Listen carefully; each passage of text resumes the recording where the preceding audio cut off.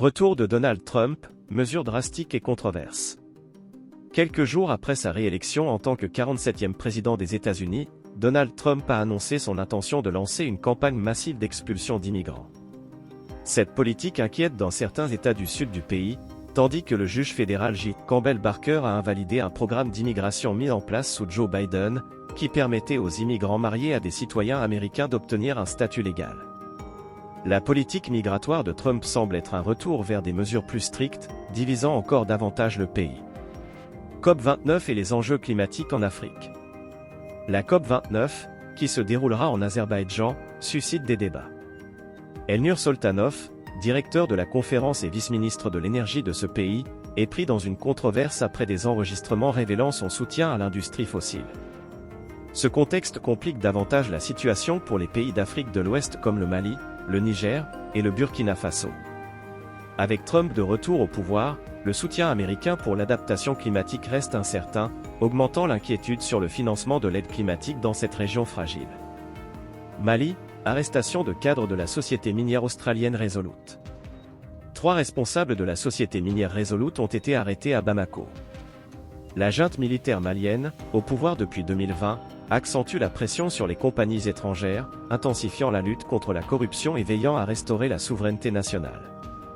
Cette politique vise à assurer une gestion plus rigoureuse des ressources naturelles du pays, notamment les mines d'or, dont une partie est contrôlée par Resolute en association avec l'État malien. Burkina Faso et Russie, une coopération qui se renforce. Dans le cadre de la conférence Russie-Afrique, le ministre des Affaires étrangères burkinabé, Karamako Jean-Marie Traoré, a salué l'alliance avec la Russie. Cette coopération, encouragée par le capitaine Ibrahim Traoré, s'oriente vers des secteurs stratégiques, offrant, selon le ministre, une nouvelle chance d'indépendance et de développement.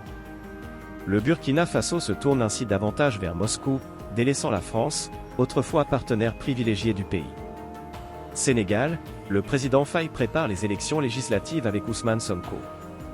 Alors que les élections législatives du 17 novembre approchent, le Sénégal vit un climat politique intense sous la direction du président Faye et du Premier ministre Ousmane Sonko.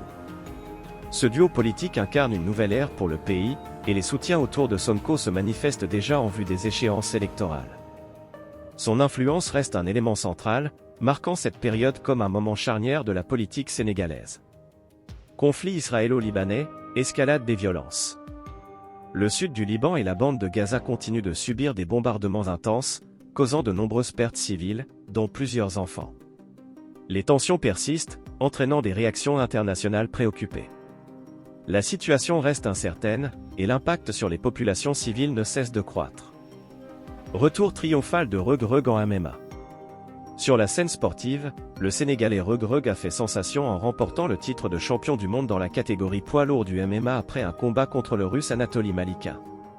Le champion sénégalais renforce ainsi son statut international, représentant avec fierté le Sénégal dans cette discipline. Abonnez-vous à ActuMonde pour ne rien manquer de nos analyses et actualités. Votre soutien est essentiel pour nous permettre de continuer à vous offrir du contenu de qualité.